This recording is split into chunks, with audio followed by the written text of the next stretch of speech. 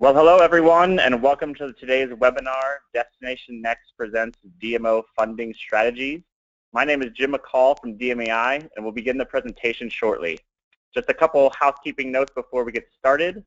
If you have any questions, we'll be accepting them throughout the webinar today. So if you open your questions panel on the GoTo dashboard, you can submit questions throughout the webinar, and my colleague Ann will be monitoring and serving those up to our panelists at the end of the presentation. We're also going to be recording today's webinar and sharing the slides with our attendees, so you don't need to worry about jotting down notes as we go through. That link will be shared with our attendees about 4 business days from today, along with the slides from our presenters. And with that being said, I will now pass it over to the Executive Director of Destination Next, Paul Ouimet. Well, thank you, Jim, and hello, everyone. Thank you for attending this webinar. Last year, in the work that we did on Destination Next, we had several requests for more discussion and focus on next practices. So I'm pleased to announce today that DMAI is planning a monthly webinar which will focus on specific practices this year. And we're delighted. We've got, I think, about 200 people registered for this call, and we're definitely looking forward to your feedback and suggestions for other topics after this call today. Now, why did we choose DMO funding as the first topic? So far, we've done about 250 destination assessments, and I think most of the people on this call will be familiar with our variables, the 20 variables we have, and DMO funding certainty and support is one of the 10 variables for community support and engagement.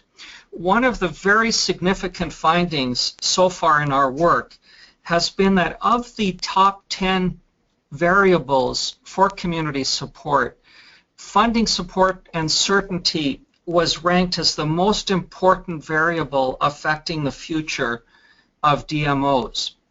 What is troublesome is that it is also considered right now in the evaluations of performance the one that is performing the least well of the 10. So a takeaway from this is that many DMOs are struggling with funding at the present time. So I think this is a very good initial topic for us to address today.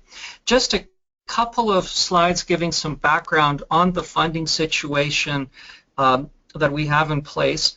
There was a study done last year by DMAI, an organizational and financial profile study.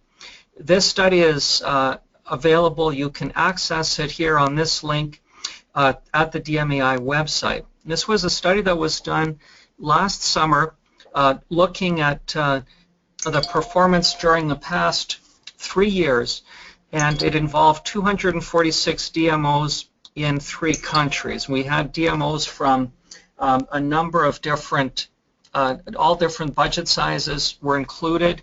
Also, we had a number of different business models which were covered. Of these, of the total number of DMOs, over 60% were 501c6s, nonprofit organizations. What was interesting here is 39% of all of the DMOs had dues-paying members. They, on average, had 522 members with an 89% retention rate. The good news is when we look at the budget situation, the revenue situation for DMOs, after a number of years of pretty stagnant growth, we saw a pretty significant spike up in 2014. Those black numbers in the middle of the bars show the percentage increases. We had a 10% increase in 2014 and continued strong performance in 2015. The other significant takeaway here is that the DMO funding is still very much reliant on public sources.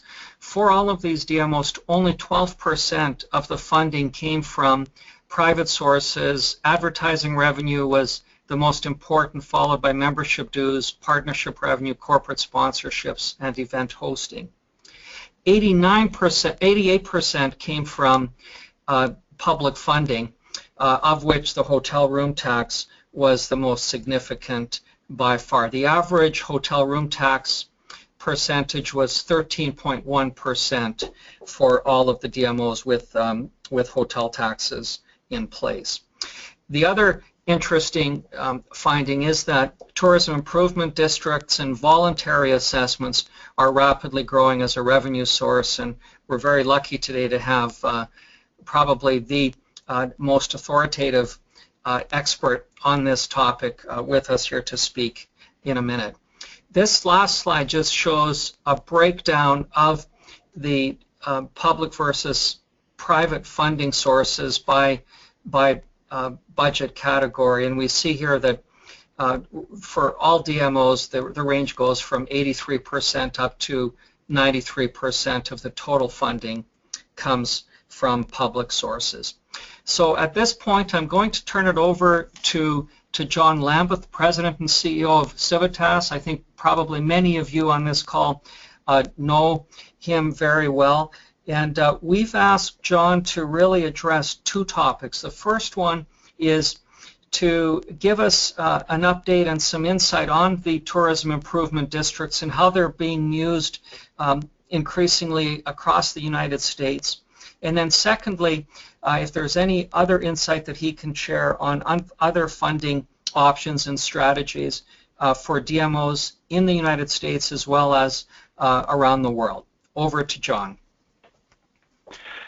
Thank you very much, Paul. Thank you, everybody, for joining us today, and congratulations to DMAI for not only sponsoring this webinar, but also their great work with Destination Next. What a fantastic program to really help DMOs across the world really elevate their game and become better at what they do. So I'm excited this morning to be talking to everyone about a topic that is very near and dear to my heart, which is creating stable, predictable funding for DMOs. And one of the best ways to do that is through tourism improvement districts. So when we take a step back and look at tourism funding overall, how is our tourism funding doing? We ask several questions, and we, in our firm, after a lot of research and looking at funding really across the world, we put tourism funding into a couple of different buckets. And one bucket, of course, is that public funding, and you can see by Paul's introductory slides, this is where most DMOs are still getting their money, but also then the private source revenue that comes in as well. And in the public bucket, we talk about untethered versus tethered applications, and all that means really is that a lot of DMOs are receiving allocations that aren't linked to anything else. They are just grants of money to that bureau. And one year it's one amount, and the next year maybe it's less, following year maybe a little more. It tends to be volatile, it tends to be unpredictable, it varies with the political winds, but it's not linked to anything. Many DMOs have allocations that are tethered to something else, oftentimes tethered to bed tax receipts, sometimes to gaming revenues, sometimes to other sources of revenues. They're linked, so they get 1% of a portion of a revenue, that sort of thing. Some are lucky enough to have dedicated taxes. These are fairly unique, and we've seen a lot of erosion in the area of dedicated taxes over the years. Even if they are dedicated to tourism, what we've seen a lot of local governments do is expand their definition of what is tourism so that bureaus are forced to do more and more with either the same or lessening dollars. And finally is this concept of an assessment. And this idea of an assessment is an important one. An assessment is something that is based on benefit. It is different than a tax.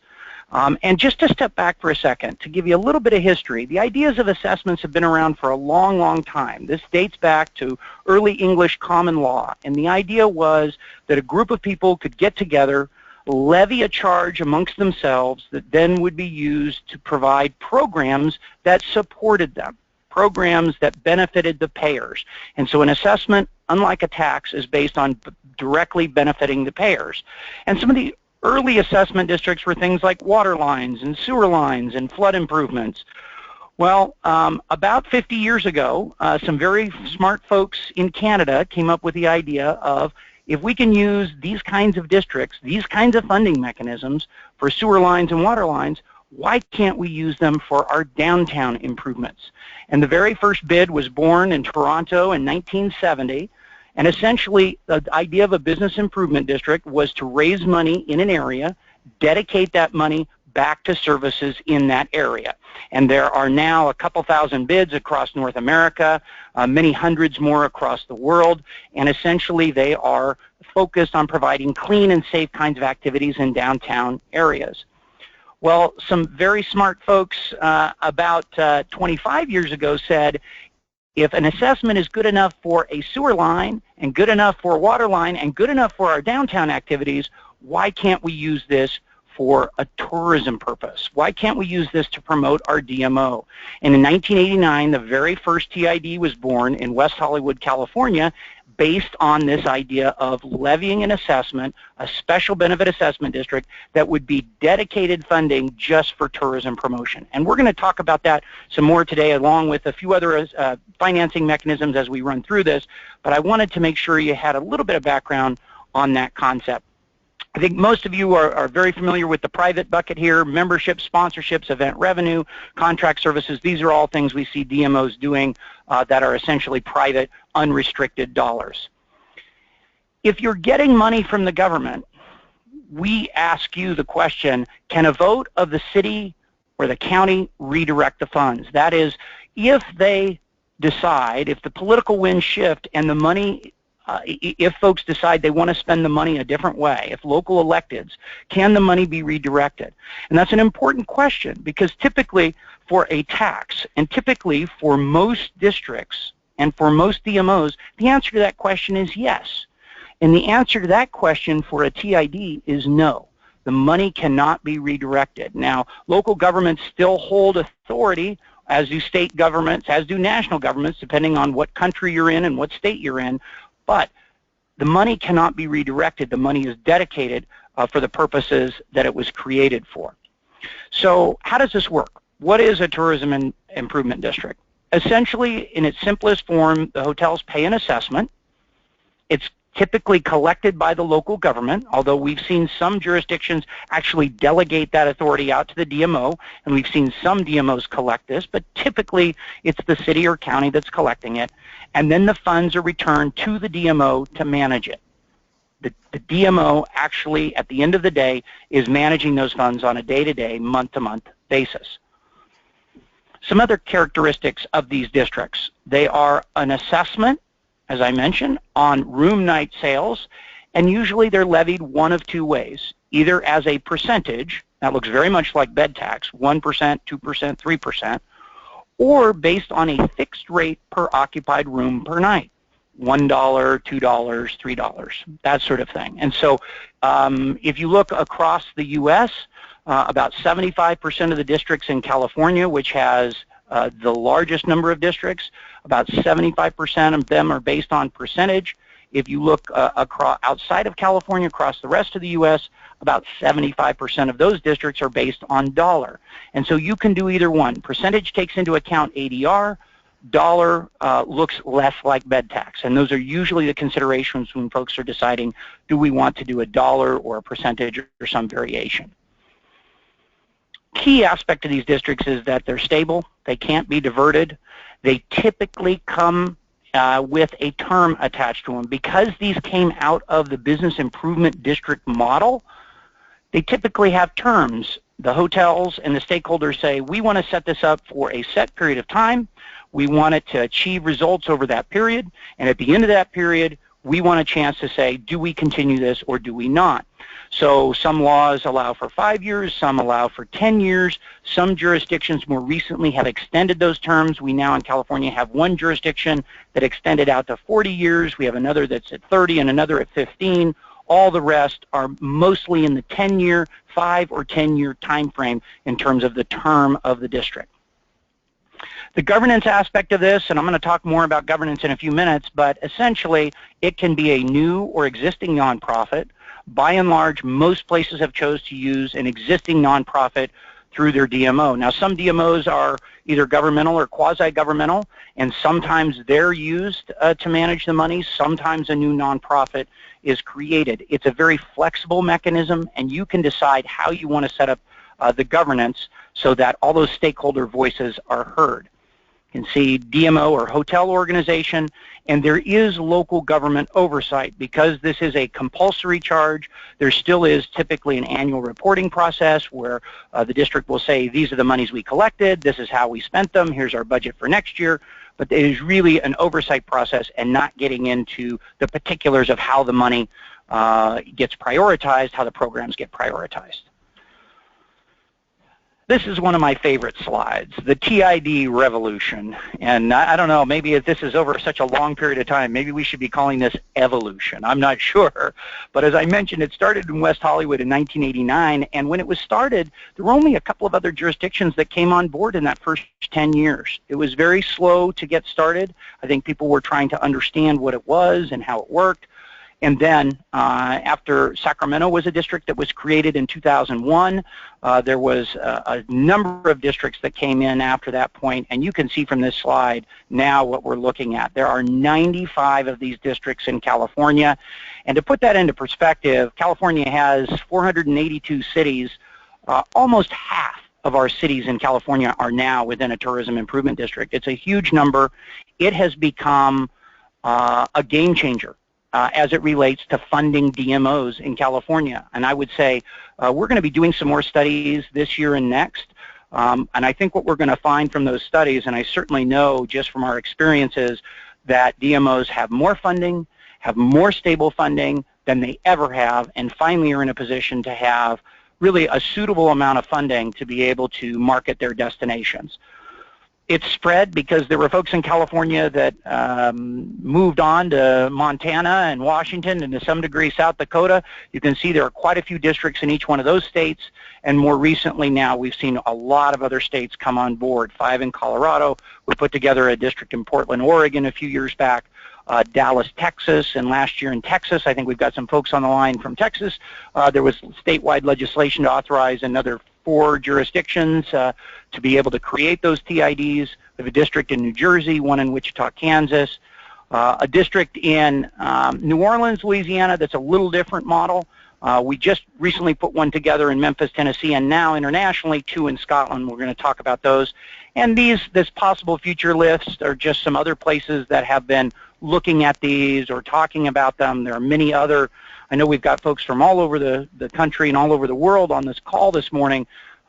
We've got many, many states that are looking at doing TIDs and implementing this kind of district in their destination, for their destination. The statistics, overall, there are 153 districts. That includes the 2 in Scotland. Butte was the last one formed in November of last year. And you can see here, as I mentioned before, on the assessment structure, they're about evenly split between fixed dollar. There's 72 at fixed dollar and 81 at percentage.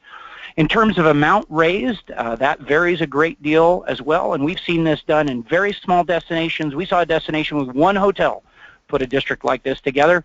Right now, Murrieta is the smallest at $30,000 a year, and the largest in terms of financial receipts is San Diego, raising $30 million a year with a median of $538,000. So you can see there are small destinations, medium-sized destinations, large destinations that have all taken advantage of this tool.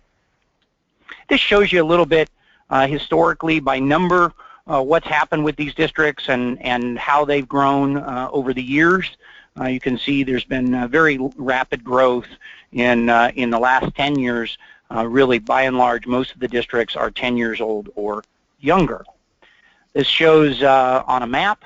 And by the way, there are a lot of different kinds of districts out there and different taxing mechanisms. And as we work with folks in various states, we see a lot of different models. But really, when we say TID, we're really talking about a dedicated, typically assessment mechanism, and these are the ones we know about so far. So if you have others and you want to share that information with us, we'd love to hear it. These are the ones across the country that we know about, that we've been familiar with or worked on to help form, and we certainly, as I mentioned before, are seeing interest in quite a few other states. So one of the things that folks ask us about quite a bit is governance. How are these organizations governed? How is the money managed? Well, I'm going to share with you today a couple of models. The first is by far the most common, and this is an existing corporation, and typically this is the DMO, that is called out in the formation documents as the recipient of the money, and the rest of these boxes are just sort of kind of a sample organizational structure that we'd normally usually see an executive committee and other committees within a DMO. But essentially, the concept here is one corporation. That corporation receives the money directly from the local government after it's collected. There are some organizations that have chosen to do a separate corporation, a new corporation, and this model essentially then has two corporations. You can see new corporation there on the right, existing corporation on the left. There is some sort of agreement between the two. Oftentimes the new corporation will be populated by a majority of hoteliers, if not exclusively hoteliers. And you can see up at the top, I mentioned overlapping directorships. Typically, we would see this as sort of a closely held org chart. That is, the directors in new corporation would also serve as directors on the DMO, but there is essentially a separate corporation which the money flows through before it gets to the DMO. If folks are doing model number one, sometimes they will just add hoteliers to the mix. Under model number two, really you're creating what is essentially usually a separate hotel corporation. And I will say out of the districts, just off the top of my head, it's probably in the range of 85% to 90% that are using model number one as opposed to this one I've showed here that's model number two. I get asked a lot of questions about keeping underlying funding.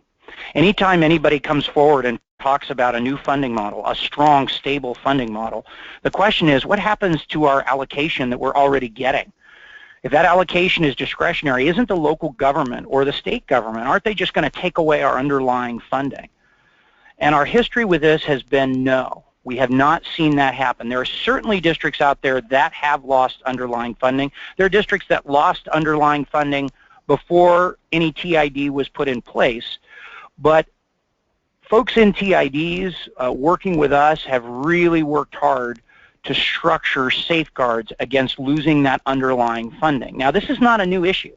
This issue of baseline services bids have had for 50 years. And if you think about a business improvement district and providing extra clean and safe on the street, what's the first thing that folks would be fearful of? If you provide extra services in a downtown area, that the city or county, as soon as that downtown is clean or safe, the city's going to move those services to some other area, right? And so bids have been dealing with how do we protect our baseline for a long time, as have TIDs. And what we've seen and what has seemed to work very well for DMOs is first, an understanding at the outset that a TID is supplemental. That is, we have to have agreement on that going in. If there is an agreement, no TID. There won't be a TID unless there's agreement that it be supplemental, and we reflect that in the written documentation. Now, in terms of generally speaking, you aren't going to be able to have a binding contract on a local government over baseline funding, although some folks do have multi-year contracting, and I will say parenthetically have been much more successful at getting multi-year contracting for their discretionary funds with a TID. But we do put into the statement, into the document, statements that say the intent here is that TID funds are supplemental to the baseline, number one. Number two, typically there is ability for a majority of the hotels to stop a TID. And what we say in those formation documents is essentially that if the baseline is diminished, if the baseline is taken away, it is our intent to get rid of the TID. Now that's a terrible result for everyone.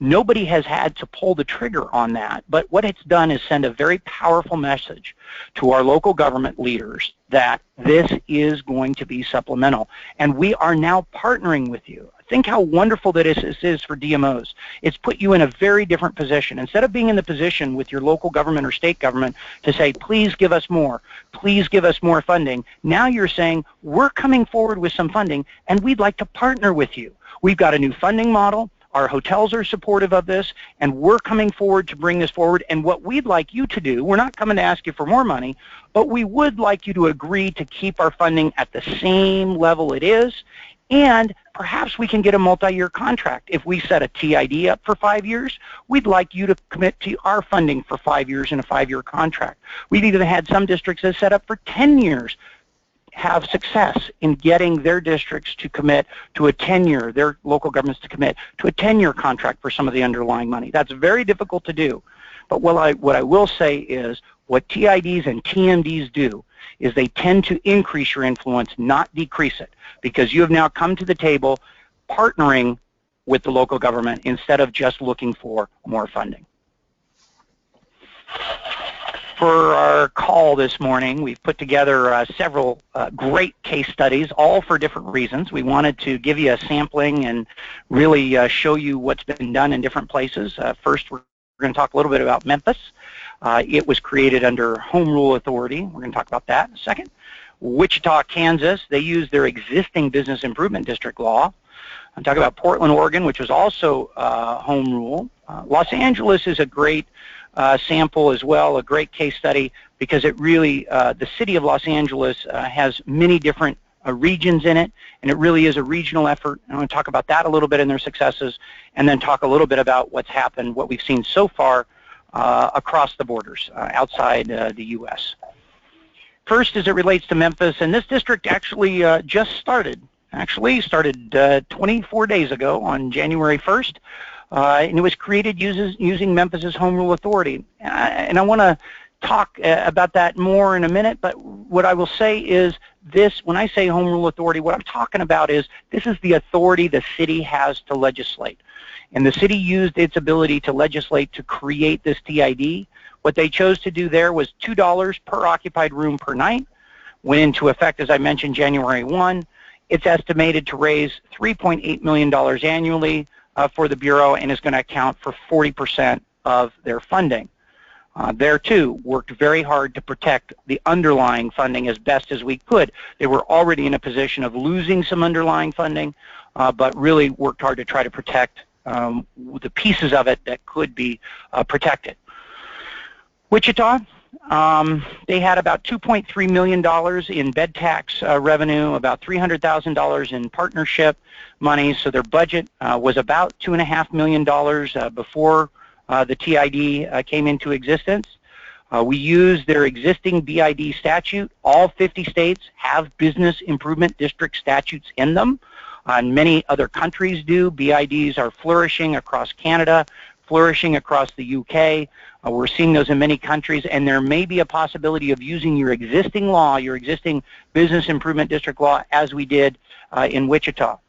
We had some initial opposition from city staff. It was new, it was different, one hadn't been done in the state before. We worked hard to overcome that, each one of their objections, to work through the process. It ended up being the first district in the state, even though it had some initial opposition. We did have to follow those state requirements that were laid out in the state law. Sometimes it was a little painful, like noticing every business in the city, but we did it and got through the process and put together that district. Now, just one word about nomenclature here, too. You see the word TBID pop up on this slide, which is what Wichita calls their district, a Tourism Business Improvement District. You will also see these referred to as Tourism Improvement Districts, and that means the same thing all across the country unless you're in Nevada. And in Nevada, Tourism Improvement District is a sales tax increment mechanism. We can talk about, I know we've got some folks from Nevada on the line today too, but otherwise Tourism Improvement District means this same thing, as does TBID, as does Tourism Marketing District. These are all names referring to the same kind of mechanism, that is an assessment mechanism to provide stable funding for destination marketing.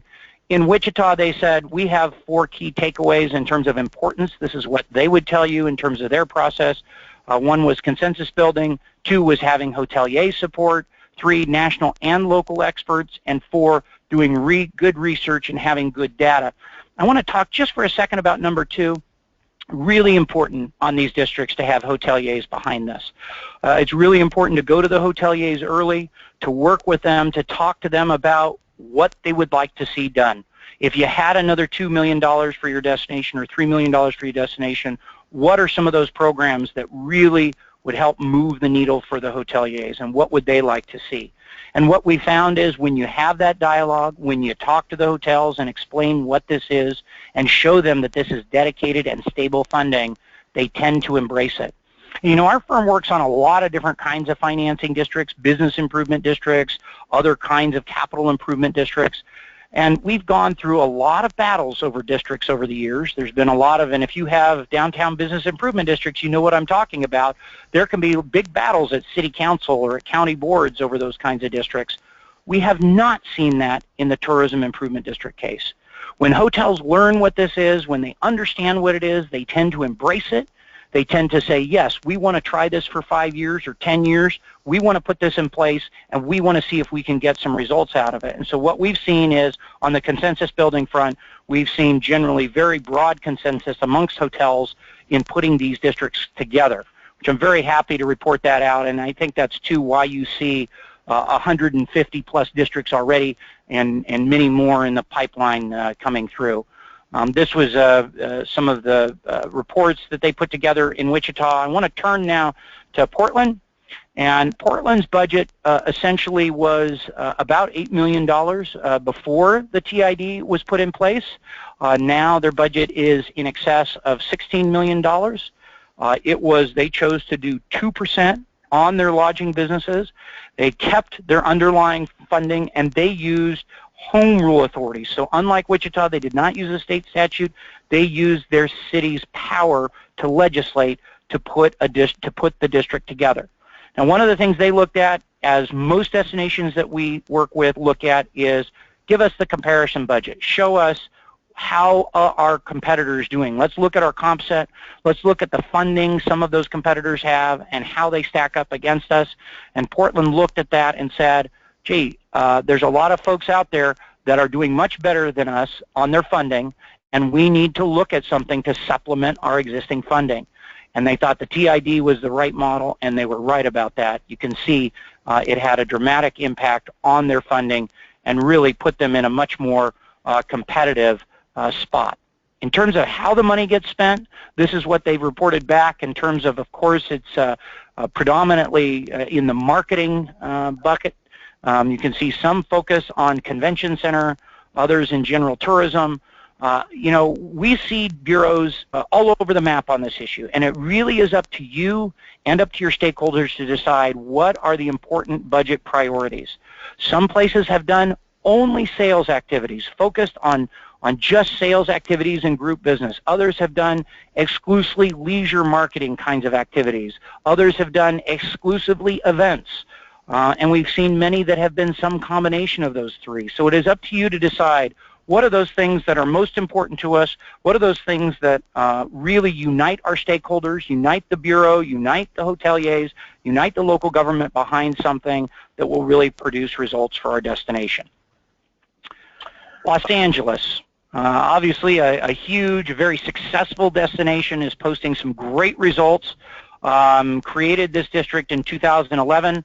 I wrote here it raises over $19 million annually. Their public budgets for the upcoming year are even greater than that, but it's raising a significant amount of money in partnership with keeping their underlying funding in place. So this is supplemental to their underlying funding. One other thing I want to point to on this slide, this says the total paid by guests with TOT, that stands for transient occupancy tax. In California, that's our bed tax. The total the guests pay in Los Angeles at checkout is 15.5%.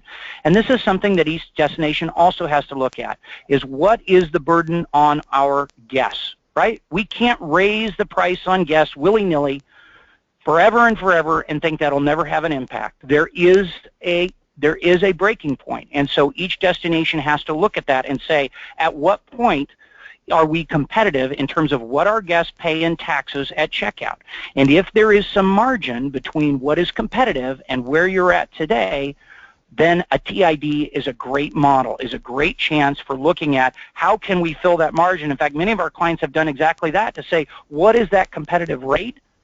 And then how do we fill that gap with TID so it doesn't get filled with bed tax or something other? And I can tell you many of the larger destinations in the country are in that 16 to 17% range. Anaheim is at 17%. In the primary zone in San Francisco, it's north of 16%. There are many destinations across the country, large destinations that are in that range. And in terms of Tier 2 destinations, it's not uncommon to see them in the 14, 15 range in terms of the overall tax load. In the UK, it's a 20% VAT tax, and those TIDs there are going on top of that 20% that is not disclosed to the customer, but the customer is paying that 20% plus the TID in the UK. So from that back to Los Angeles, again, sort of looking at competitor budgets. How are we doing against others? What does their funding look like, and what kind of funding do we need to stay competitive? This was sort of what they were looking at when they decided to move forward with a TID. They also looked at their bed tax allocations. Up one year, down the next, up the next, down again, significantly down, up a little, back down again. You all know this story. This has probably happened to many of you on the phone. It's volatile, it's unpredictable, it's hard to know from one year to the next how much you're going to get, and this was the history they were dealing with when they decided to do the TID. In terms of management, they said, let's make the CVB serve as essentially the administrator. They did form under Model 2, so they do have a separate hotel corporation with board members that also sit on the board of the Bureau of the LATCB. So this gives you some more sort of general ideas that LA took to heart. Really the idea was, let's use those TMD funds and the other funds we get, combine them to really put together a great program for our marketing and sales efforts in Los Angeles, and they've had some fantastic results. And here is some of the growth that they've seen, both in terms of sales numbers, site inspections, trade shows. And we all know the market has been really good the last few years, and we see a lot of destinations doing better. LA has outpaced many of their competitors in other places that have not seen significant funding. Highest ever sales pipeline at over 600,000 room nights.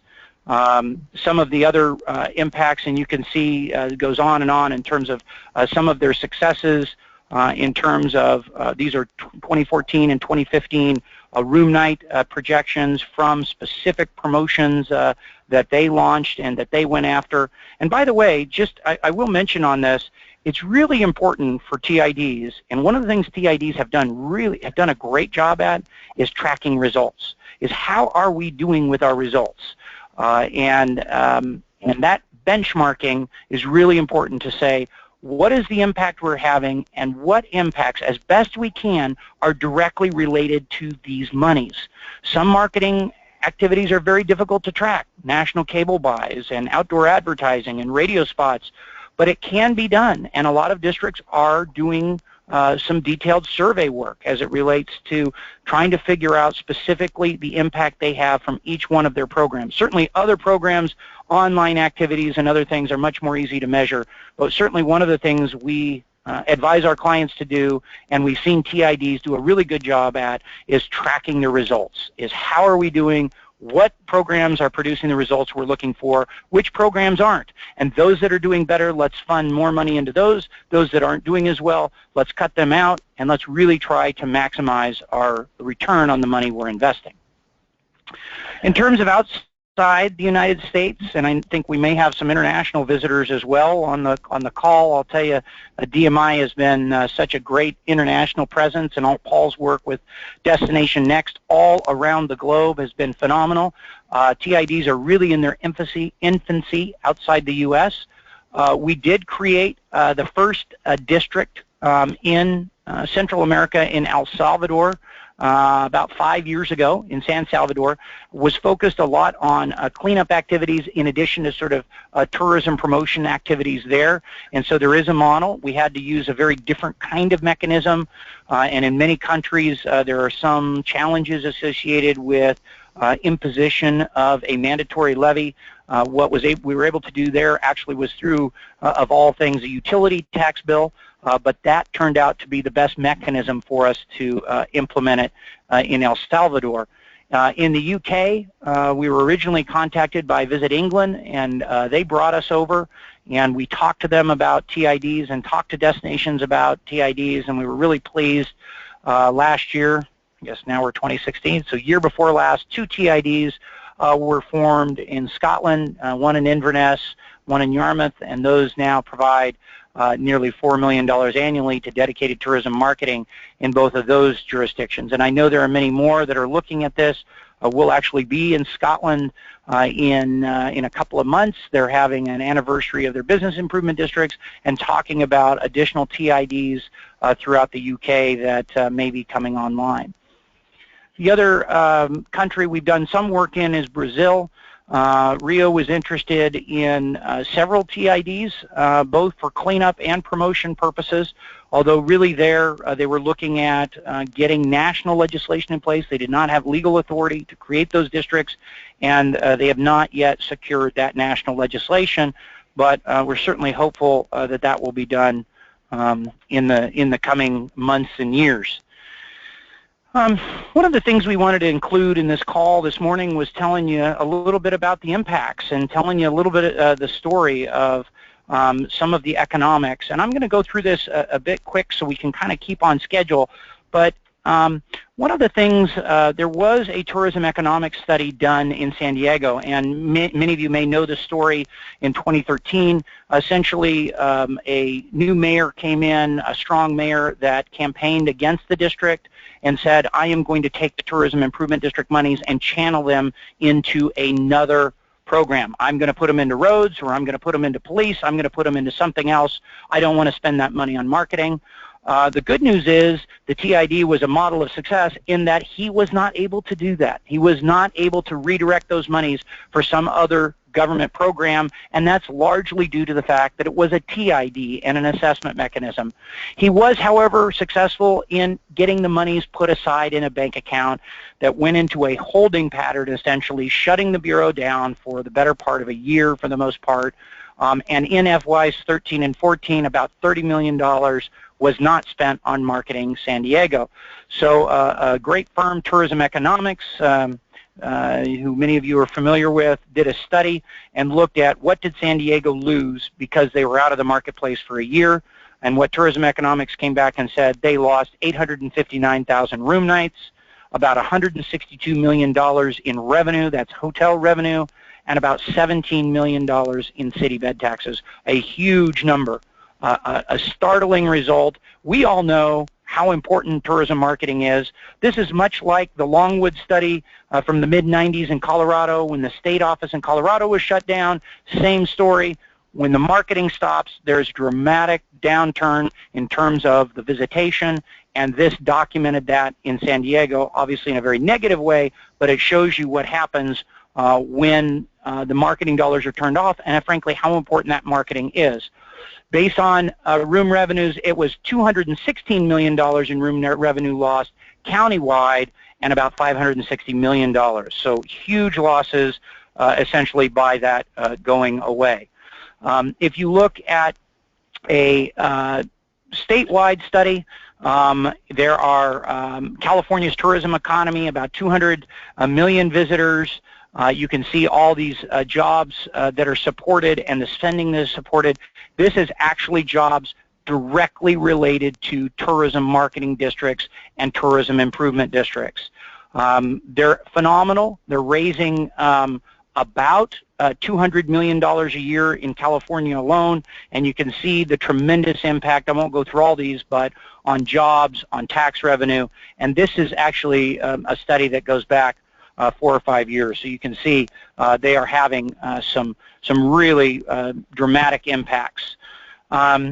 Some key findings in terms of TMDs, and we're going to talk about. I'm going to talk about these a little bit as I go into some survey results that we did. But important aspect to this, obviously, is to get the community buy-in and the hotel buy-in into these districts. So let's talk a little bit about a survey that CIVITAS and SMG conducted. We surveyed all the TIDs across the globe. We got a very great response rate, and we asked them several questions that I wanted to share with you today. First, we said, what is the primary reason for putting your district together? 39% said insufficient existing funding. Another 23% said no funding. You can see, so over 60% fell into those two categories. We said, what's the biggest challenge in forming your district? They came back and said, educating the local lodging industry. That makes sense to us too. That's a key component of this. Second most important, overcoming political issues. That is educating local government officials, staff members, others. Really important, both that 21% number and the 14% number. I would put those together and say a critical piece of this is making sure that both your lodging and your local government folks understand this. We asked them, what is the assessment rate in your district? And you can see we had a smattering at 1%, 2%, 3%, 4%, and same thing, $1, $2, $3. And then we had some that were variations on that theme that had various rates, some fixed rates based on ADR that would change. But you can see, by and large, it's either percentage or dollar, and here you can see we see everything from 1 to 4% and $1 to $3. In fact, I think we've got a few now that are even a bit higher than that, creeping up into the $5 or 5% range. This was a startling statistic to me from the survey that we got. 192% increase in funding. I mean, really what we're talking about is TIDs, for the most part, have doubled the funding in bureaus that have done it. 192% is what they reported back to us. And the other startling statistic really was 31% of them have increased their TID amount since the time they were formed. Now remember, going back to our early slides, most of these districts are less than 10 years old, many of them less than 5 years old. Almost a third of them have said, this is working and we want to come back and increase it. And they've come back and increased their rate of assessment since the time they were formed. I want to talk for just a minute about TID formation. Where do you get the authority and where are the resources to do this kind of thing? And the authority to form TIDs, you've heard me talk a little bit about home rule authority. We've talked about your BID statute, your existing business improvement district statute having authority, and the other is new legislation. So home rule authority is essentially the power to legislate locally, and each state in the United States is a bit different as it relates to this. Some states have a very broad, expansive home rule authority. Some are what are called Dillon's rule states and have very little authority that's given to their cities and counties. Essentially, this is the power to legislate locally if the state legislature has not preempted the field, if the state legislature has not in any way prohibited or somehow kept your local governments from legislating in a local area. This is the authority we used in Portland. This is the authority we used in Memphis, and many states have this. I would encourage you to look at that authority as a possible way to create a TID. Second is BID statutory authority. That is, do you have state legislation that would allow you to do this already? Is your statute flexible enough to allow you to do this? And the third is to actually seek new legislation. If items 1 and 2 are not available to you, then you can go through the process of seeking new legislation. Many states have done this as well. Obviously, that is a big undertaking. It takes a lot of time and effort, but that is something that we've seen more and more states do that. Again, I covered this earlier. An important aspect of this is to protect your existing funding. We do that through documents that state the funding is supplemental.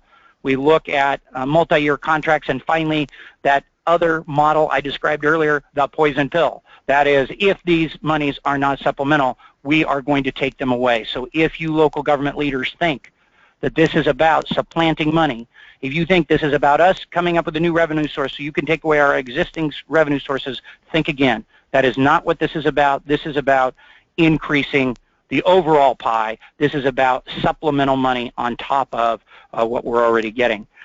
We created a website out there so that we could have a place just for people to get information about tourism improvement districts. It's called tourismimprovementdistrict.com, and this is a website we try to post all the districts that are out there are posted on this website. We try to post news stories. Anytime we get a news story about what a district is up to, we try to post it on there. If you want information about what's going on with TIDs across the globe, this is a great spot to check.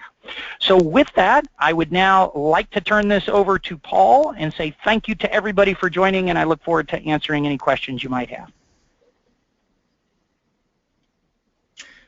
Well, thank you very much, John. That was great information, and clearly this is a practice which could generate much better scores in terms of a Destination Next assessment.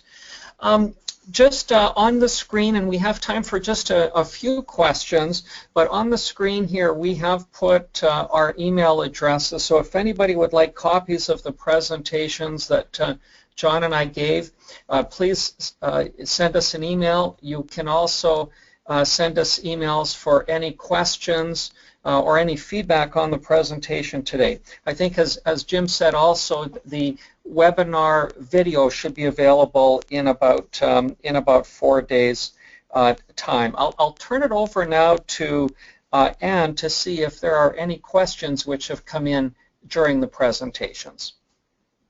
Thanks, Paul. Our first question comes to us from Ben in Mountain View, California. May either city or county form a TID? The answer is yes, and we've seen, and many times cities form them, we've seen counties form them, we've seen multiple city districts, we've seen even multiple county districts, so it's very flexible for local governments, both cities and counties, to form. Thanks. And another question, which organization should be the champion to promote the TID concept in a city? Boy, that's a great question, and I'm not sure I would say one organization should be the champion. I think there is a very important role here for the DMO. The DMO can be a catalyst, organizing people, coming up with some of the seed money to put this together, those kinds of things. It really, in my view, early on, you need to get hoteliers in a lead position. You need to go to your most influential, some of your key hoteliers in your community and get them in a lead position, because the local government officials and others will be keenly interested in how they feel about this, and you really need to go to them and be able to say, we have a consensus around lodging. We have a consensus from lodging to move forward with it. So local governments can be very important to these two. We've had cities serve as a catalyst, really funding some initial research and funding some initial efforts, as has the DMO. But what we do quickly, once the process has begun and we're on board, is we're really working hard to get as many hotels on board and create that consensus amongst the lodging community. Another question is, how do we get started with this?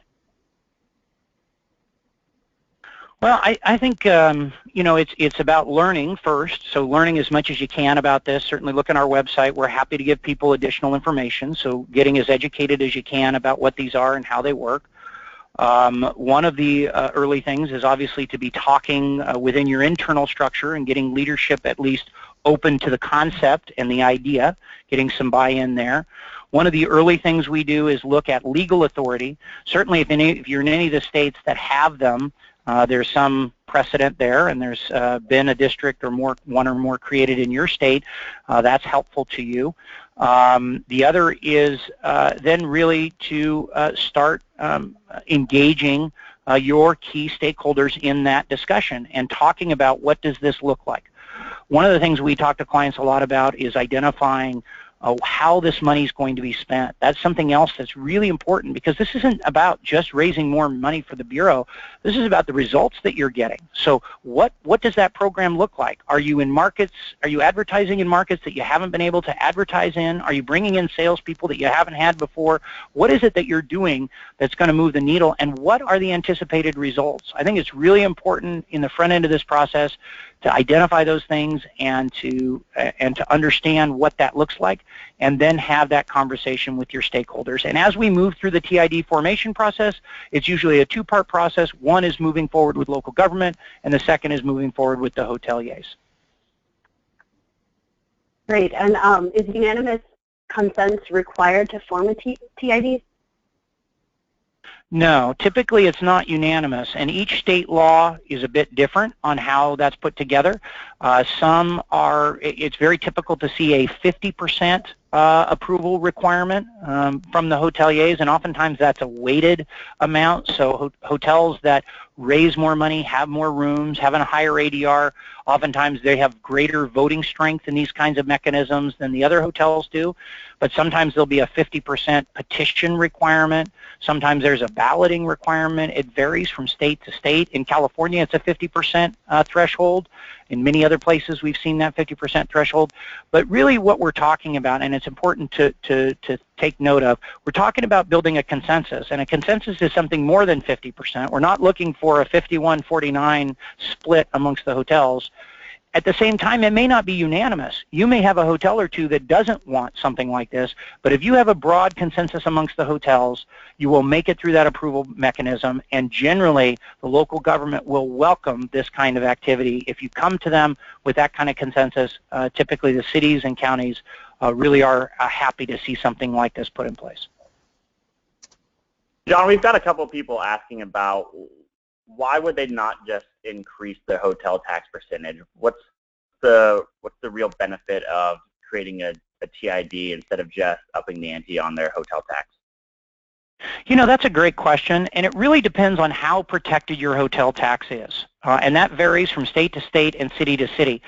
Some places have received certain percentages of their hotel tax for many, many years, have never seen a reduction, but really aren't very well protected. Other places are protected. And if you're protected, and if raising your hotel tax is easy and on the table, when I say easy, is doable, is achievable, and if that money, if it really is dedicated and protected, which most are not, then it may be that you just raise a hotel tax. The problem with the word tax is in almost every state, in fact, every state we've worked in, tax means that those monies, one way or the other, might be redirected. And whether that's an expansion version of how they define tourism, many hotel taxes say they have to be for tourism purposes, and then we see cities coming to bureaus and saying, we need you to provide some money for additional police services for the tourists, and we need you to do some sidewalk improvements because the tourists are walking on this sidewalk. So I would just tell bureaus to be very careful about how protected their money is. But if you can get protected money through the bed tax, fantastic, by all means do it. Most places cannot do that, and the TID is a great mechanism for securing something that is highly protected. That actually leads right into this next question. You talked before about how these funds are used. Are there restrictions like a traditional lodging tax? In other words, can you use these funds to improve parking and transportation and do those types of development work as opposed to it being used strictly for marketing purposes? Well, that's a great question, too. Most of the districts, most of the 150 districts out there have used this exclusively for what I'm going to call is pay-as-you-go activities, marketing and sales and events. That's what most places have used it for. A few have used it for capital improvements, and they certainly can be used for capital improvements on things like a convention center or other things that are specifically maybe meeting room space, things that are specifically tourism focused. The guide here from a legal standpoint is that it must be used, remember we talked about assessment, remember the key word in assessment, benefit. It must be used to benefit the hotels who we are assessing. And so if you can make a rational argument for the program specifically benefiting the hotels, then it potentially is on the table. A couple words of caution. One, if you do a capital improvement, note that some people that are closer to that capital improvement are going to benefit more than others. And so oftentimes we will see separate benefit zones where people that are closer to a capital improvement pay more, people that are further away from a capital improvement pay less based on the benefit that they're getting. So it can be used that way. Second, you can put restrictions in the documents, and we've had many destinations do that and say, we don't want capital improvements to be on the table at all. So in the formation documents, we build in restrictions and say, these monies cannot be used for capital improvements. So you really have to have that discussion internally amongst your stakeholders. What do you want to use this money for? How do you want to use it? If you want to use it for capital improvements, you certainly can. They need to be very focused and very specific to tourism promotion and tourism related activities, but you can also then try to create that universe, really describe that universe in a good way in the formation documents. That's a great question. Thank you very much. That does bring us to the end of this webinar. I'd like you to just stay tuned for, watch for the notice for the next webinar. We are hoping to, planning to have a webinar each month. We're looking at the third Thursday of every month, so there'll be one in February. A notice will be coming out shortly for that. If anyone would like more information on a Destination Next assessment or a workshop, please contact me. For those people on the phone who are not current members of DMAI, we've also provided Mitchell's email address here to follow up for membership, and hope you join. So once again, to John and CIVITAS, thank you very much for a great presentation. Thanks everyone for participating, and have a great day.